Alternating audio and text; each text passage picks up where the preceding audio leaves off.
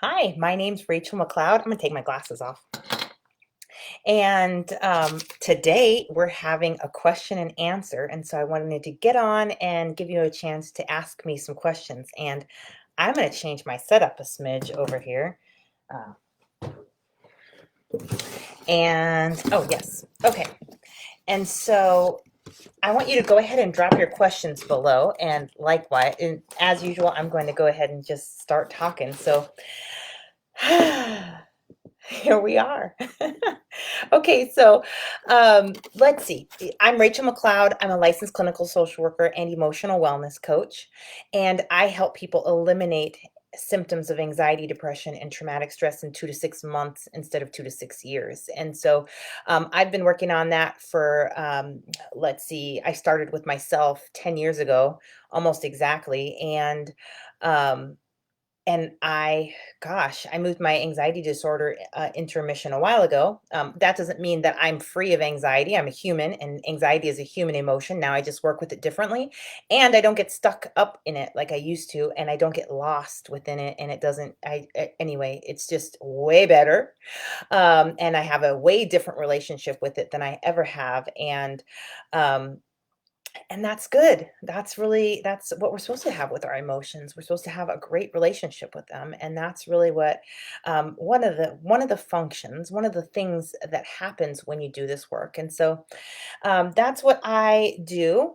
And as I've done this professionally, I see that how things worked within me also it works within others. And then I've had many clients over the years all facing different challenges, and what I learned is that our brains heal the exact same way every single time. And so um, the process may look different on the outside, but really underneath the layers, the same function is happening. And so that's really what I do. Is I do that. I help the brain heal itself by following a simple strategy that I have been able to replicate and hand off to my clients, and so that they can do this work for themselves when they need it, how they need it, why they need it, and in at the speed and depth that they need it. And this is really one of the tricks to how I can get people really quick results, because they're not just doing the healing work when they're in my office or when we're on video conference calls. That would be very limiting and that would slow things down. They are actually able to do this work whenever when they notice their brain is shifting into states where it's not healing or states where it's getting stuck. They can actually do the work right there and then. And so I've noticed a lot of patterns over the years. Um, had to resolve lots of issues. I remember, and I'm running my mouth, and I'm going to keep doing that because I like to do that, apparently. But I don't want you to feel like you're interrupting me if you post a question in the comments. So I want you to go ahead and do that. If you have a question about anxiety, depression, or traumatic stress, how it's showing up in your life, how to break free of it, any of those things, I want you to go ahead and put that in there. Okay.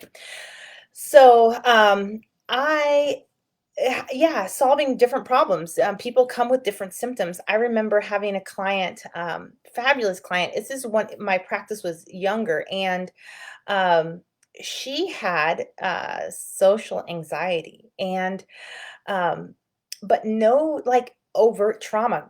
Great family system, great, just nothing really, no flags like, oh yeah, I know where this comes from. No, and so this was so challenging for me. I had so many other clients that came into my practice with anxiety disorders. They were in and out, 3 6 months gone, and here I was with this one woman, and we were here for like a year and a half, and I was like, what the heck, dude? So we ended up finally finding the root cause, and she got a lot of progress during those years, and she really started wrapping things up. But she couldn't go shopping, and it was driving me nuts. I'm like, everyone should be able to go grocery shopping without having panic attacks, or not, or having to drive around the store, lap after lap after lap, trying to build up the courage to go in. And so even though we were getting all this other stuff, we could not figure that one out.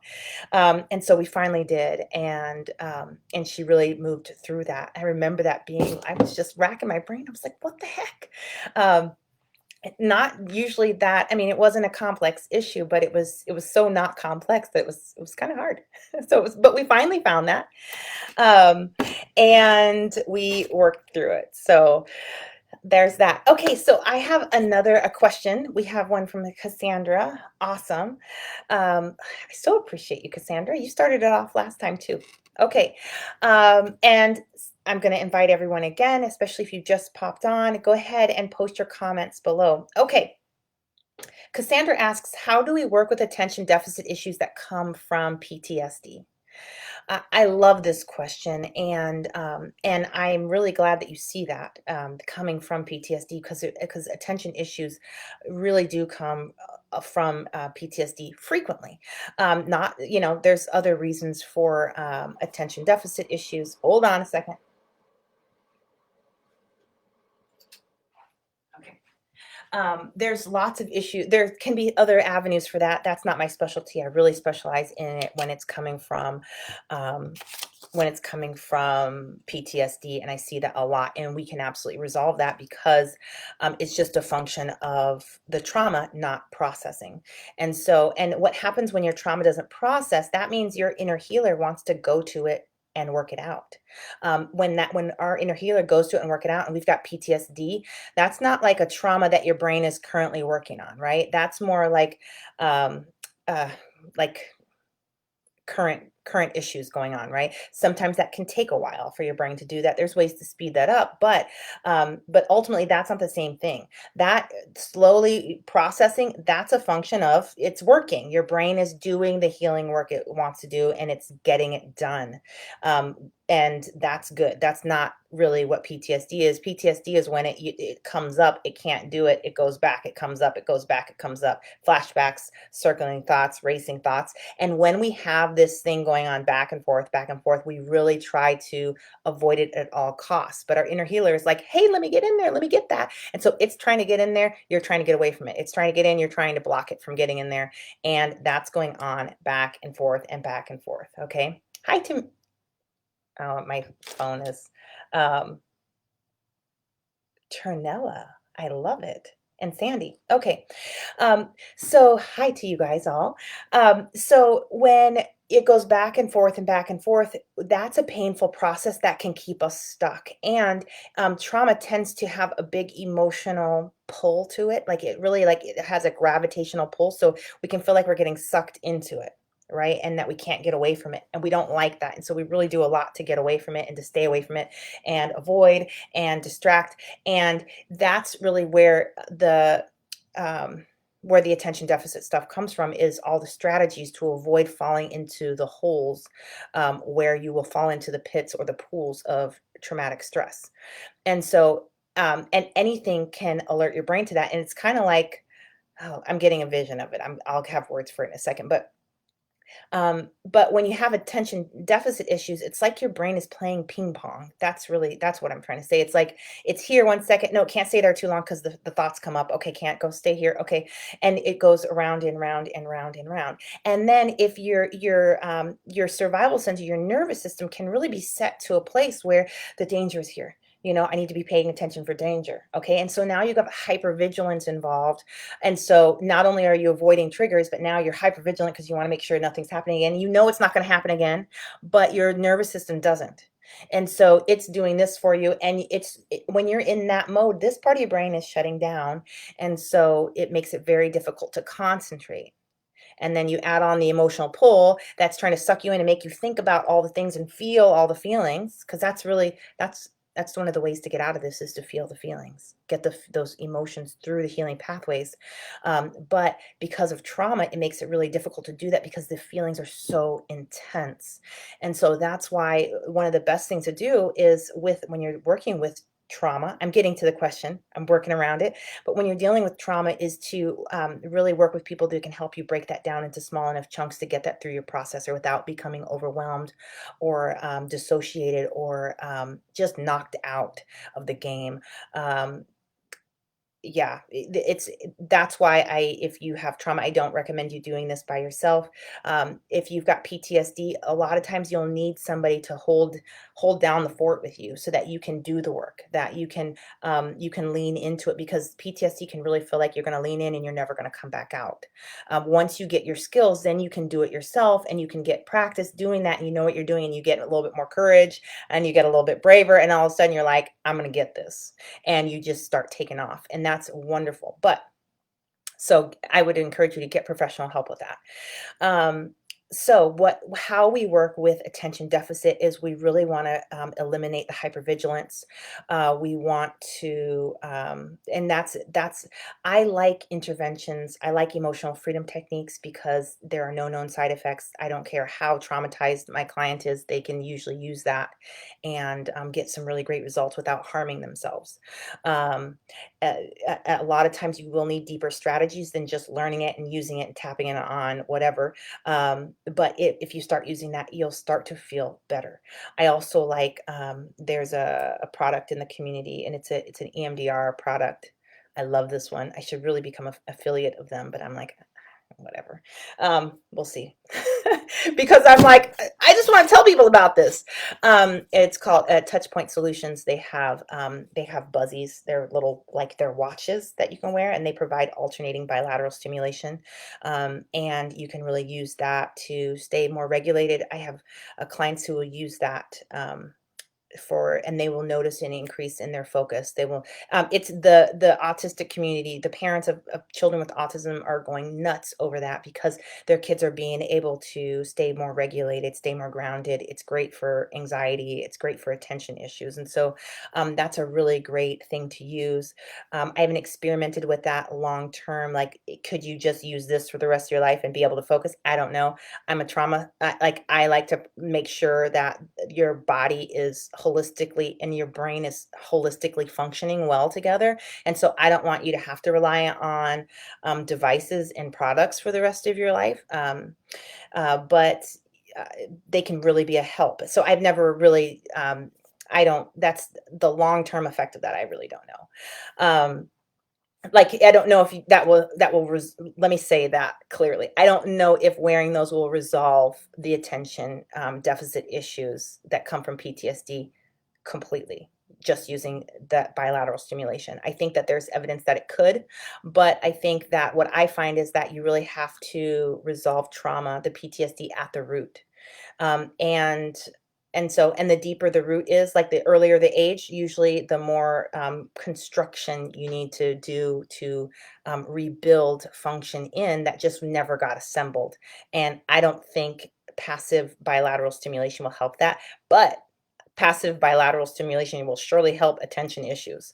I have a family member who is very has this intensely, and they can actually get work done. And they love it. They started to wear them at work. They started to do that, and there are so there are lots of things like that that you can really do. There's some energy medicine practices that really help connect the front and the back part of the brain. Those take minutes. There's a lot of things you can do with that. It absolutely does come from PTSD, and you want to deal with that at the root. That's not something you want to stay on medication for forever. That's something that your brain can heal, it can resolve, and it can eliminate entirely if the root of it is in trauma. If the root is biological, that's another issue, not my area of expertise. I'm going to mind my own business, and you speak with a professional, follow their instructions. It might be something your body could fix and resolve itself. It might be something that you need support with biologically or chemically for a long time, right? Um, I don't know that one, but so there are a lot of things you can do for attention deficit issues that come from PTSD. And I want you to hear from me tell you that that is absolutely normal. And it is a protection strategy, it's a survival strategy your brain is using to keep you safe. And even though it's not keeping you safe and it's very dysfunctional and it's very painful because it's so, I mean, causes lots of functions in your life, makes you feel like an idiot because you're like, you can't remember the messages that are just simple things that everyone else gets to remember. You can't. And now you're dealing with self-esteem issues and your inner critic is pissed. excuse my language, she's mad because you're not living up to the person she knows you should be, and so she's just throwing stones at you, and then there's that, so it's just absolutely something to know that this is not you, this is not because you're broken, this is how trauma affects the brain, and you can absolutely heal from that with the right strategies and interventions. um, Okay. Okay. Turnell Barty wants to know, why do Christian people go through depression? Okay. Um, that is, I'd like you to elaborate on that, because I would like to. Um, Yay. I saw Aisha's comment here. I'm going to love that. Um, I want you to ask me that in a different way, because that's very broad. And I would say, okay, this is my answer, and then we can go from here. Why do Christian people go through depression? Okay, because just because you're a Christian doesn't take away the fact that you have emotions. Okay. Um, Emotions are part of how our brain creates powerfully. A lot of our power comes from our emotions, but because we don't know how to work with them, it can really trip us up and create dysfunction, right? Depression is lots of emotion coming up, lots of emotional pain coming up, and it's your system, your nervous system, your brain, your survival center saying, the temperature is too hot, the pain is too hot, we need to cool this off, let's numb everything down. And so it gets on there and numbs everything down. That's depression. And so Christian people go through this because they have all this emotional pain, and they cannot, just like everybody else's brain, you can't get it through the healing pathways. It's blocked. Brains become blocked and they can't process the things, the emotion it needs to process, because the emotions can be this big. And then your processors, maybe it's this big, right? You got to get this whole thing into there. And that's really challenging. And then sometimes with prayer, you're doing a lot of thinking with prayer, and that doesn't affect the emotional pieces. So let me tell you, if you want to like have a better and more clear connection with your higher power of any religion, move your emotion. Move your emotion. There's so many ways to do that. Let me tell you some of the long routes. Because I don't specialize in those, but they work and they're part of our operating system. Our body has all these ways to heal itself. If you can intentionally use it, you can use it intentionally and systematically, right? Crying. Crying is part of the body's how the brain heals itself. And how many times are we told don't cry? We tell our children don't cry, or we tell our boys don't cry. We're basically telling our children and ourselves, don't heal. Okay, let's do that. Don't heal. Stop that healing jazz and stop it. You're embarrassing us. No, like that's the brain healing itself. It says it's too much. Let's move it through. You're going to cry. All emotional moving happens with mind body interventions, because you have to clear it from your body, as the feeling, and as well as energetic, and as well as chemical. And it's not, you can't think your way through emotions, and that's what a lot of us rely on, and we're just not taught how to work with emotions. And so you can go to the best church with the best songs and the best praise and the best worship, but if you're not getting advice on moving emotion, if you're not getting training on that, that could be coming from the pulpit, that could be coming from anywhere, but it's not coming from schools, it's not coming from the pulpit. A lot of times stuff is presented in such a way that it really activates shame, and once shame is activated, survival mode goes on, and your thinking center shuts down, and that's not, survival mode is not a healing mode. And the more you're staying in survival mode, the more you're not healing. And so it's really important that you just shift that through. So even though you're Christian and you're praying and you're doing all these things, if you don't move your emotion, you're going to have depression just like everybody else, because that's how brains work. And that's how we're created. In our traditions, we used to have ways built in to move our emotions. Let me talk about that for a second. A couple other passive ways, like not passive, but ways that are in our healing our body. They come with our operating system: crying, walking, REM sleep is that rapid eye movement sleep. But sometimes you have nightmares because that is activated and your brain still can't get the healing to happen. So those are some ways. Hugs, rocking, um, those sorts of things, sound, music. There are some um, bells. There are some gongs. I have like there's some bowls. There's some really singers like they're helping when you're. That's a vibration, right? It's actually sound is a physical substance. And so it's something that you can do to the body to move emotion. That's why you go to church and you hear somebody's just sing it just right, or you're listening to the radio and it's just right, and you just start crying. They're moving emotion, and so you can use these things to move emotion. And a lot of us are drawn to that naturally. But even still, then we've got so much trauma, anxiety, and depression that we really need a strategic and a proven plan to move all of that. Okay. Um, Okay, Sandy Hill says she's studying for her clinical exam after being out of school 22 years. Good, get it. She said, yikes, you got this. Okay, Cassandra says buzzies are the best. I'm spraying. Yes, I'm glad you enjoyed those. Tell us more, Cassandra. Go ahead and pop a couple more in there. Aisha, I would love to be had as a guest for your high school students in the future. Drop me a note. Oh, we'll make that happen. I love teaching this to kids, teenagers. They are phenomenal with this, and they don't tend to have as much baggage as adults, and so their brains will really process this stuff so quickly. And anyway, love it. Let's see. Can emotionally abusive alcoholics really change? I've finally gotten myself and my three girls safe and comfortably away from their finally hit rock bottom, changed alcoholic father, but my middle child, 11, wants nothing to do with him. He's been sober 6 months, but all the trauma and past, I don't think we could get past. I keep trying to get them to heal and move forward. Any tips to get them to bond? I'm struggling to get my middle into therapy, but I know she needs it. Okay, that's a big question. So let's dive in with that because that's a real issue. Okay, let me tell you that yes, abusive alcoholics can really change. Okay, now let's talk about this. What we're talking about underneath the alcohol is people use alcohol to uh, their brain is on fire. Literally, if you've got PTSD, anxiety, and depression, your brain feels like it's on fire. It's on in emotional agony and pain constantly. And so that's alcohol is just a coping strategy for that process in your brain. And so, you could be an alcoholic, you could be an emotional eater. If you look under those things, the brain is doing the same thing. Now, let me tell you, to move an anxiety, depression, or trauma disorder into remission, it takes 120 to 300 hours of specific and targeted brain work. I'm not talking about going into a therapist's office and talking, and using this part of your brain. That does not create change. 300, 100, and with a full blown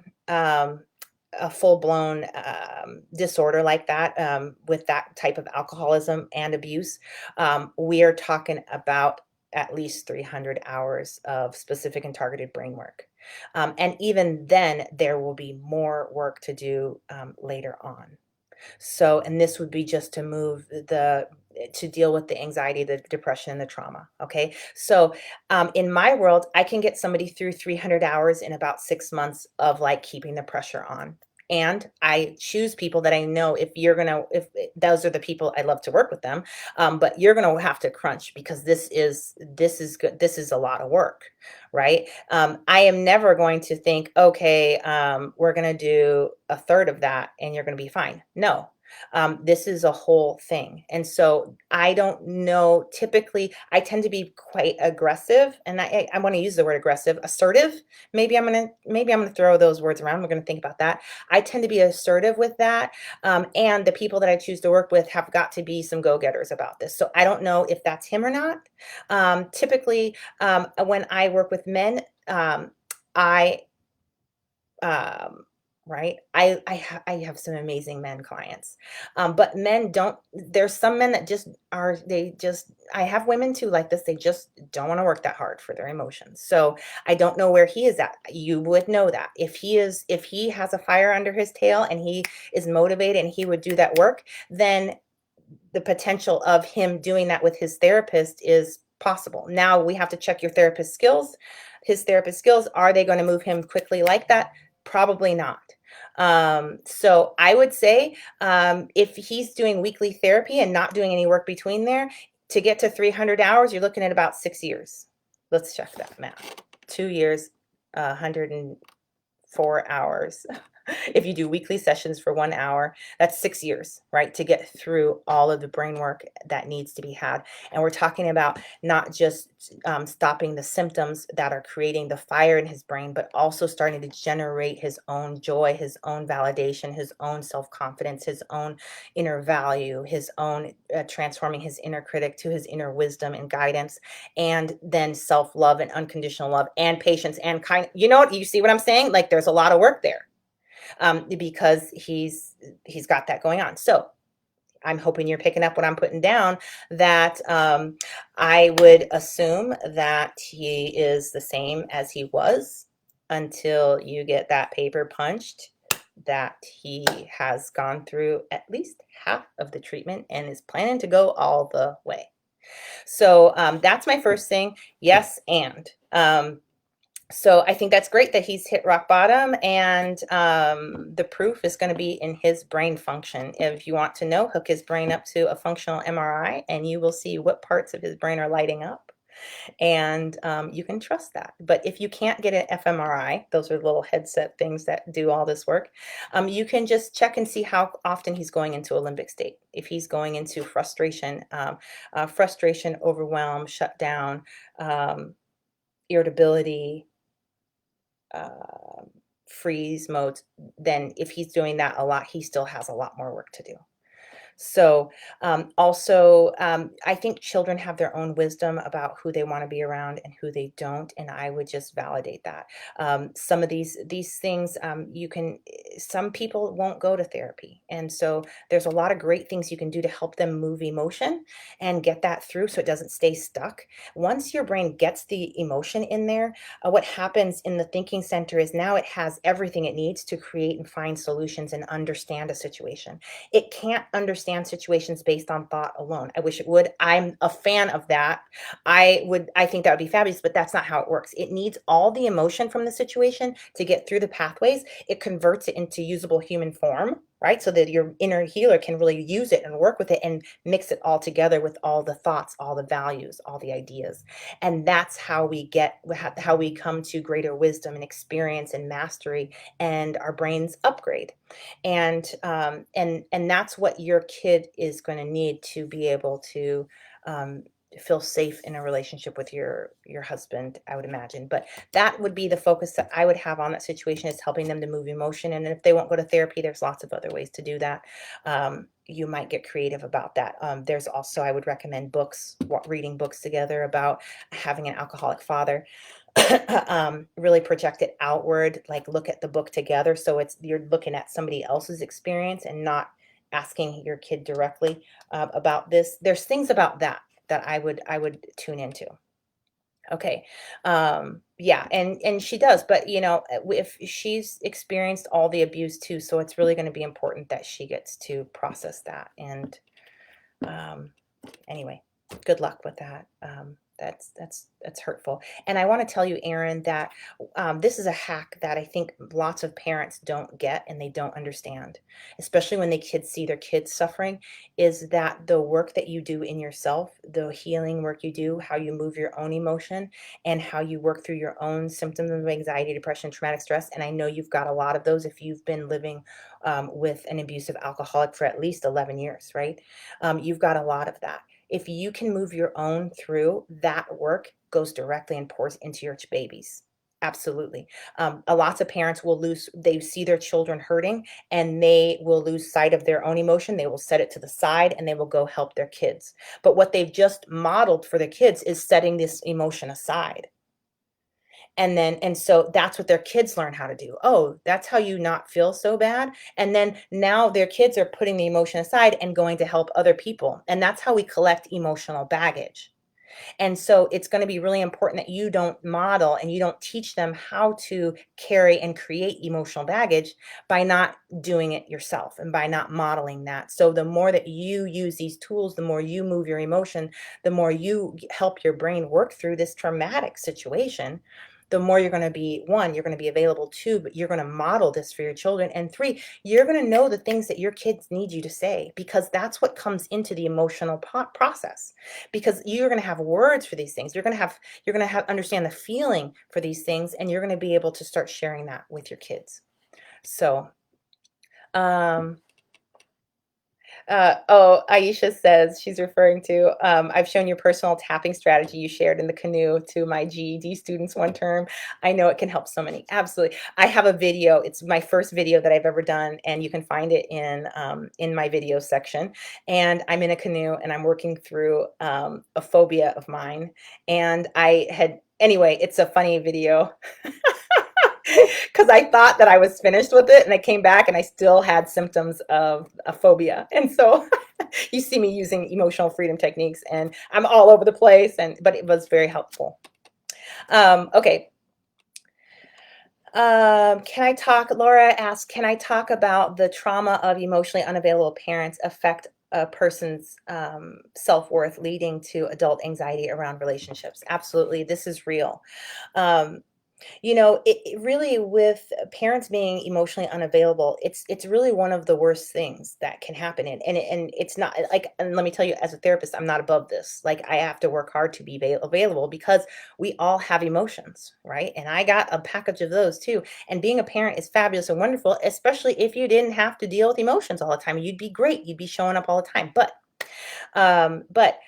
so this is like one of the things that we're most afraid of as parents, because we know the effect of this, and many of us that are afraid of it because our parents were not available around us as well.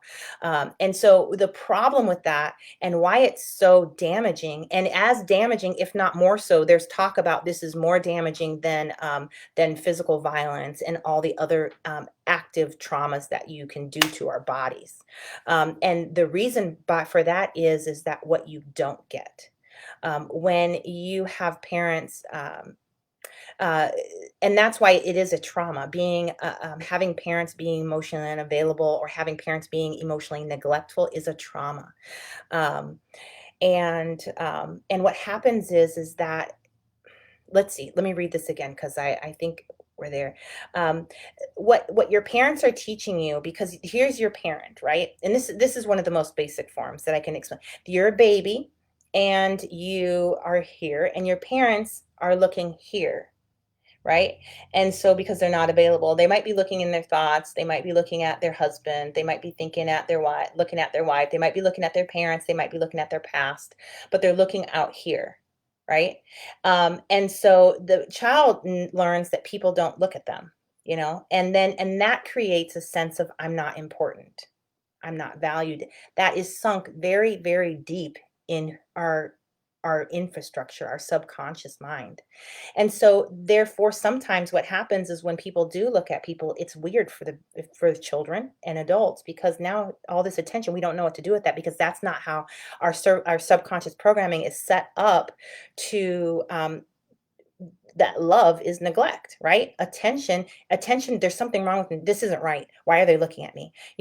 Because it's not normal. And your brain doesn't care about what's good and what's bad. It cares about what's normal, what's right.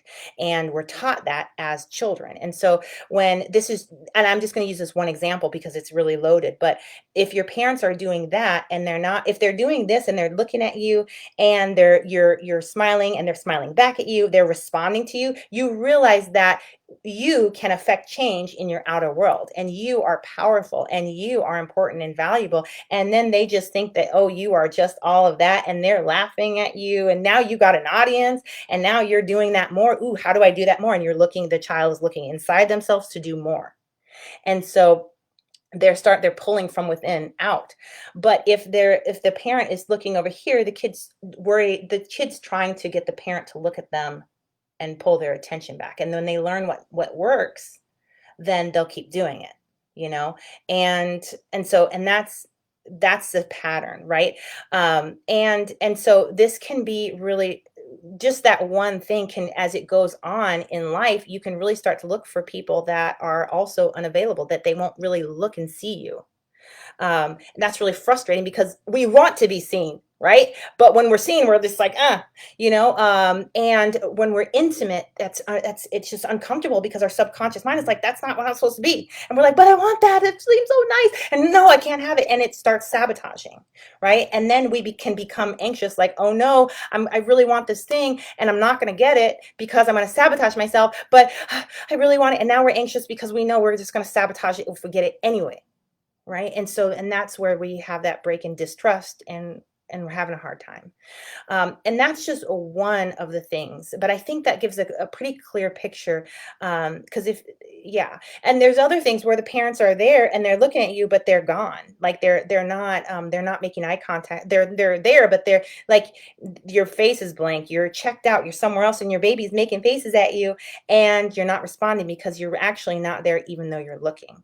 And so this is some of the other stuff that tells the baby that what I do doesn't really matter. I have no power. I can't connect with mom. I can't connect with dad. And that's why if you've done this to your kid, I've done this to my kids.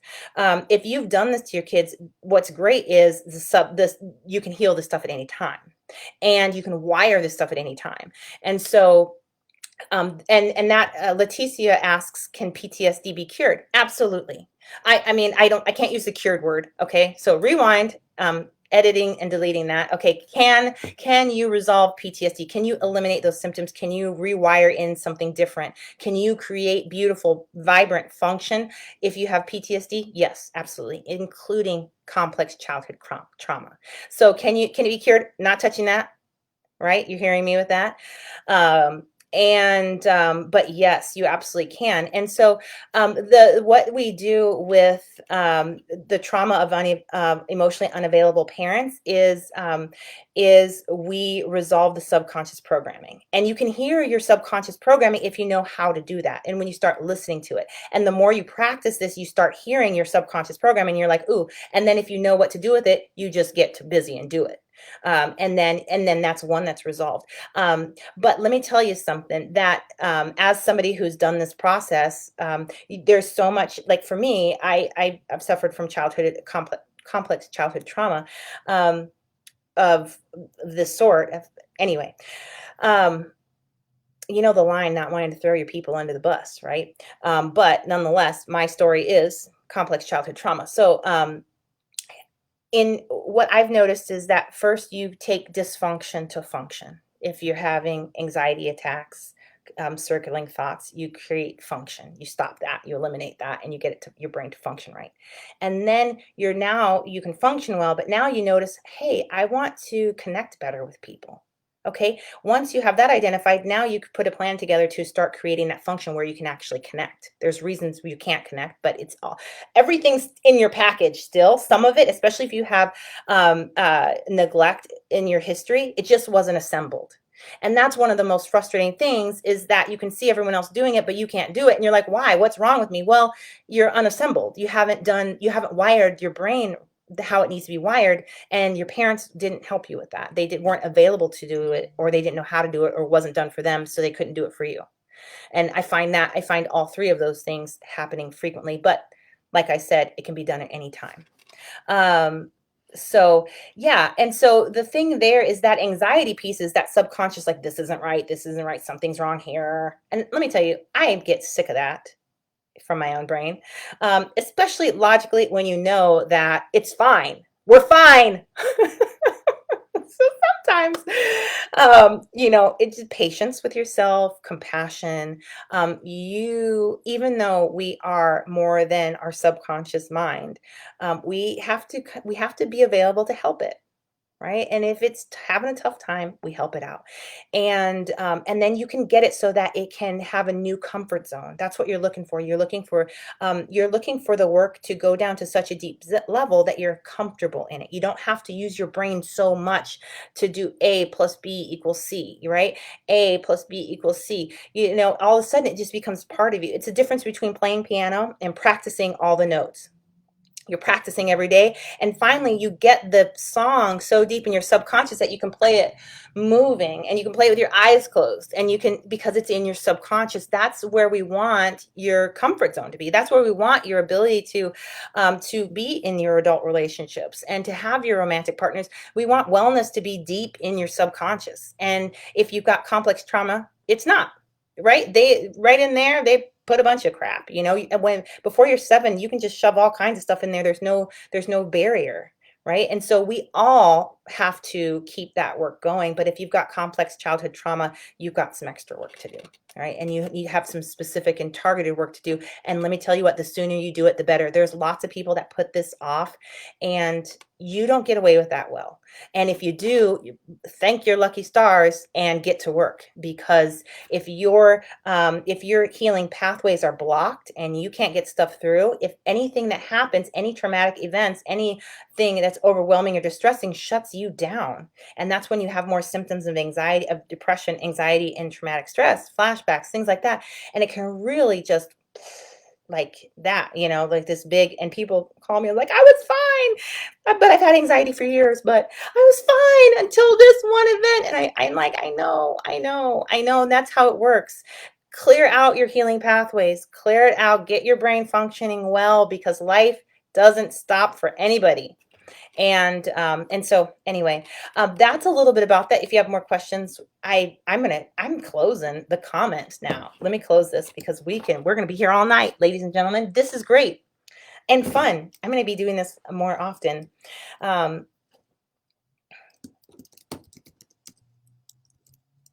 okay.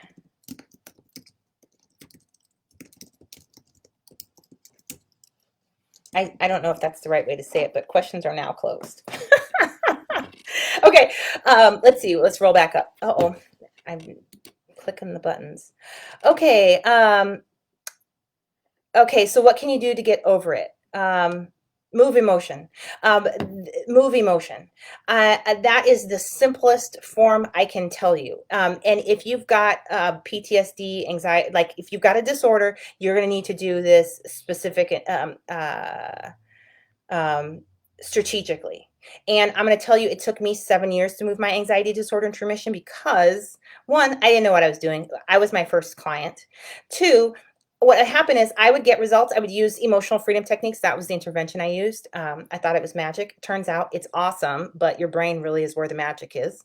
And so there's lots of interventions you can do for this. But I was using emotional freedom techniques, and I'd get results. Like the first thing I did was move my insomnia into, like, done. Like I didn't have that problem anymore. First night, first thing I tried it on, done. And I was just like, wow, this is awesome. And I tried it on more things, and I was experimenting and just went nuts with it. And I cleared out a lot of stuff, and I was like, this is great. It wasn't great, but it was way better than it had ever been. So I just took a break. I took a several month break, and I kept doing that. And I would do the work and I would take a break. I would do the work and I would take a break. I would do the work and take a break. And so it took me a long time. Now I know that there's a lot we can do during the breaks to be proactive and getting our health back in a really short amount of time. And so it's really move the emotions, and you really just find an intervention that works best for you. And I mean, this is something I teach people in 8 weeks, several interventions, lots of my most advanced strategies, and different ways to go about this, so that they have strategies, like regardless of their situation, they know what to do with it. Then it's about practicing and building it in. And so that's a hard question for me to ask. What I'm saying is that's a hard one for me to answer in a brief moment, but really it's really about moving the emotions, and really lots of people don't want to go to the emotions. So, and there's reasons for that. And when you find somebody to work with, they've got to be able to help you do this in a way that you can tolerate, because you cannot violate yourself in doing this work. Like that's violating yourself, and harm, and like your body says, no, I don't want to go in there. And you're like, no, we're going. And that's like, that's not going to work. That's going to re-traumatize. And you can't get out of trauma by traumatizing yourself. So you really have to do this in the way that works right for you. And you need to find somebody that can help you customize that process. Okay. Okay, maybe there are social stories also. Sandy, you know what? I don't know much about social stories, but yes, okay, I think we're talking about, let me roll up. Um, Social stories. I've only heard that in some contexts. Not something that I work with a lot. I don't work with that at all. I don't work with that at all. But I would imagine that, like when we're talking about children's books and stuff like that, I think that's when I've heard social stories used. And yes, I think that would be helpful because that will bring issues into the awareness, and once it's in the awareness, it's in the place where you can do healing work. And that's half of the battle is awareness. So I think those social stories are can be really helpful. Have any of your clients had success using CBD oil for anxiety? Yes. Um, I I don't document or monitor that. I don't take away people's coping strategies because the coping strategies are there for a reason. I like to do the work underneath so that they no longer need this coping strategies. Now, there are obviously situations where we're not the right fit and they need to go handle their coping strategies before we can do our work together, or simultaneously. I've had that in the past as well, but I never stop clients from using marijuana because their brains can still do the healing work, regardless of being intoxicated with marijuana or not. I don't know if that's the same with alcohol. Plus, I'm not trying to do that with anybody. Like, please don't get on a video conference with me drunk. Thank you. But with marijuana, I don't notice that being detrimental. Plus, what happens is marijuana helps move people out of a survival state and into your thinking center. It's very regulating, unless it's not, right? Because sometimes people's bodies don't match with that well, and it makes them more anxious, have more panic attacks. If that's the case, that's not for you, and you know that. Um, but CBD doesn't typically have those side effects because it's not psychoactive, and so yeah, but you're not going to get CBD oil to cure anxiety. Anxiety is there because of unresolved fear, and fear has to be moved out through the pathways. Uh, you're going to need to do that. So when we talk about success using CBD oil, we're talking about coping, relaxation, just getting through a moment to a moment. We're not talking about permanently eliminating those symptoms, which you can do with anxiety. So I would rather, so not that I would rather, I mean, you have to be able to live your life. And some people getting some CBD oil will really help them to do that, or marijuana. I'm not one of those people. Uh, no, I'm going to not function. So, um, and you got to know this about yourself, whatever that is, if this is going to work or not. But some people really need medications from their psychiatrist. I've had some really great success. I had a client who was really having a tough time with process. We couldn't get her calmed down enough to do the work, so we got some medication on board.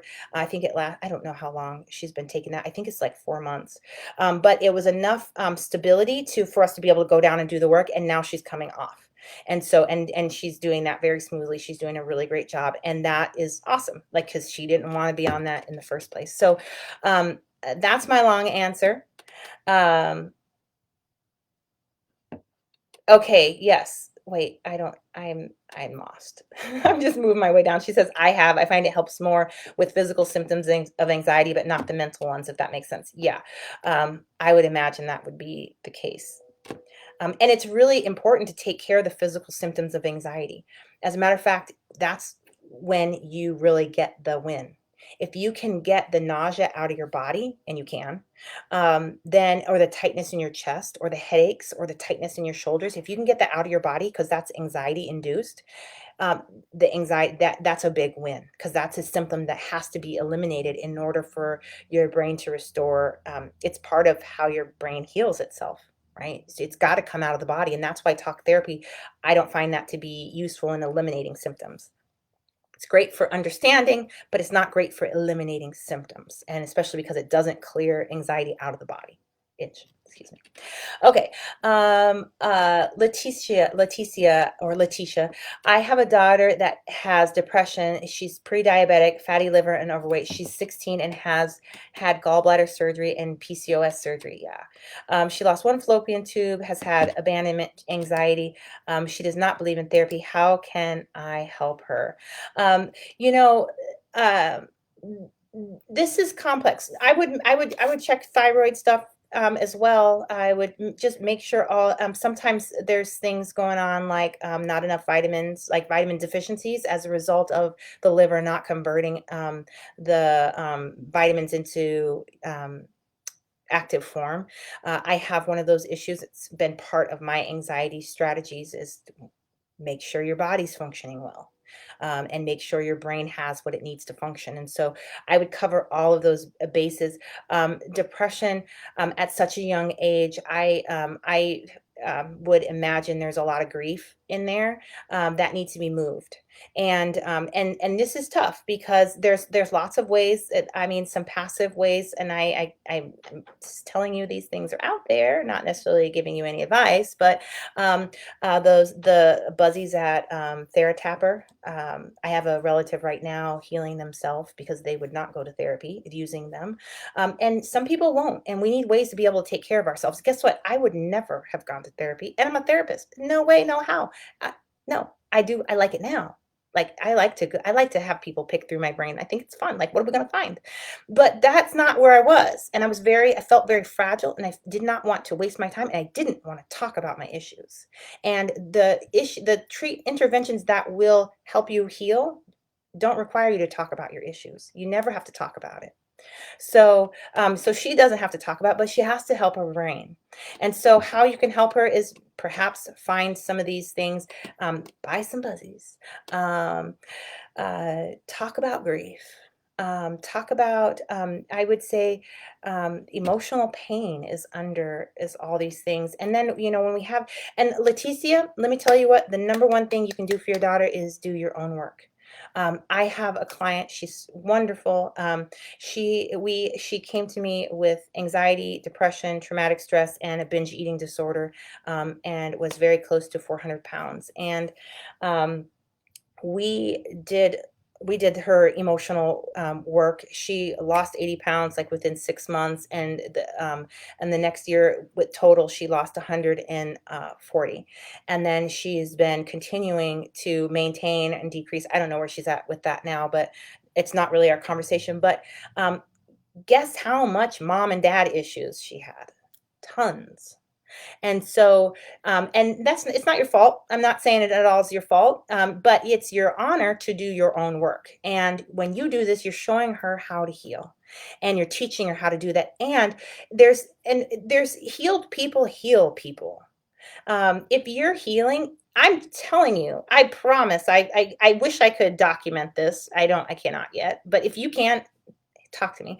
I promise that we are interacting with each other's energy fields. And when we are healing, I think there's something really beautiful and amazing happening in our energy system that when it's like we're rubbing up, like we're touching other people's stuff. And I think it soothes them. I mean, I have theories on this.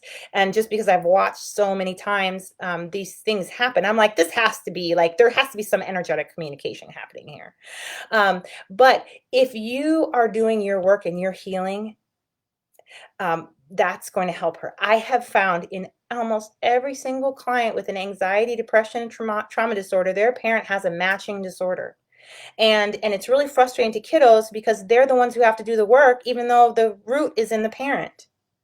And so I would imagine, I'm gonna call you out, Leticia, with love, and because, hey, if my kids come up with any of these things, all the fingers pointing right here.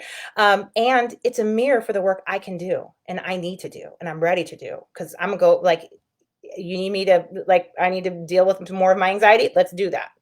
If, because our children mirror us. And so when we're seeing them, we can really see our own issues in there and we can use that information to move our own emotions, do our own healing. And so what I would tell you is to really look inside. And if you've got anxiety issues, depression issues, emotional eating perhaps, or traumatic stress of any kind, clean that up. Clean it up. You will be doing your child a world of service.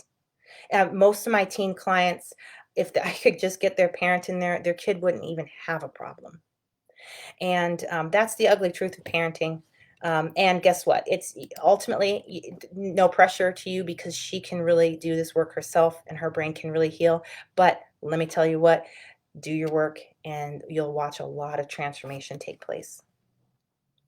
Um, is there such a thing as high functioning anxiety, and what does that even mean? Okay, I know there isn't such a thing, but what it means is I like how it means, right? And I feel like that's really what I had. And what it means is you have a raging anxiety disorder or something less than raging, and you look perfectly fine to everybody else, and everybody thinks you're amazing, and they say, "Oh, look at you, go, go, go! You're so wonderful. Oh, I wish I could just be just like you. Oh, you have so much energy." No, I am being chased by the fears that are ravaging me inside. And you can't see that is why I am cleaning every single thing. And that is why I am doing every single activity, because I am running from them, whoever they are, right? The fears, the terrors, the anxieties, the you're not good enough, the you're going to hell. I was obsessed with that for a while. Not that I was going to hell, but something else that would have resulted in that. So I was terrified, right?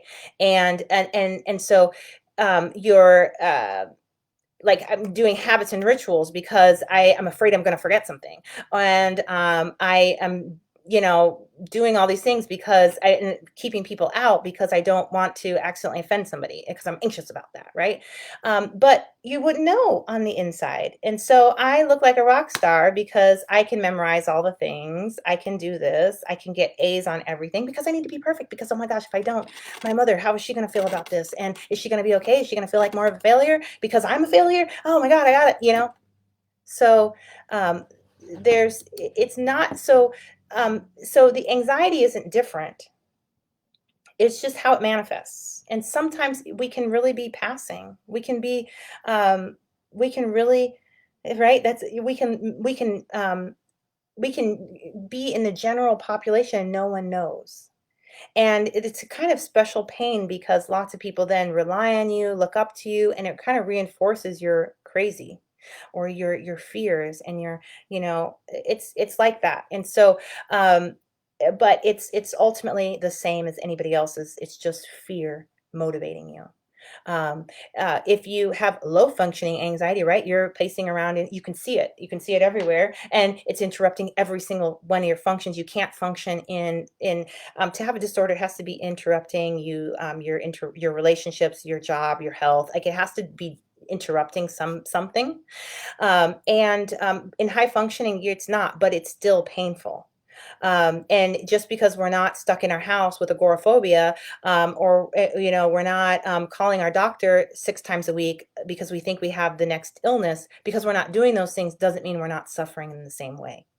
And it can be really sneaky and it can be really misdiagnosed. And people that have high functioning anxiety can start to feel like they're successful only because of the anxiety. And that's a shame because that's not the truth. That's a lie. And then so it makes us cling harder to the anxiety, because if we don't have it, what will happen to us? What will we do then? And that makes us even more anxious, and we can start to do some really rough things. And it's really hard in all cases of anxiety, right? Because you can't relax, you can't rest, you can't let your guard down, you can't be still. And just because you can be functional and get all your paperwork done or your homework done with your anxiety doesn't make you not suffer. That doesn't mean that you're not suffering. And so so it is different. There are people write about this, and it's good. It's really good because we want to know how. We want to be able to find it, because some of the problem with why we still have these things is because we just don't know we have them. We don't know that this is, I mean, I was a therapist and had no idea this is anxiety because I was so close to it. This is my normal life. What are you talking about? I'm doing fine. So yeah, no. And so that's my response to that. I hope that answers your question, Eddie. That was a wonderful question. And I would encourage you to look more into that, because if that's you, then you're like, I need to eliminate these symptoms. right? Um, it, and and so that's what I've got for that. Guys, this was really wonderful. I wanted to do this because I've got some really big ideas coming on. Um, I was thinking, let me share some of them. I'm going to tell you what's coming down the pipes.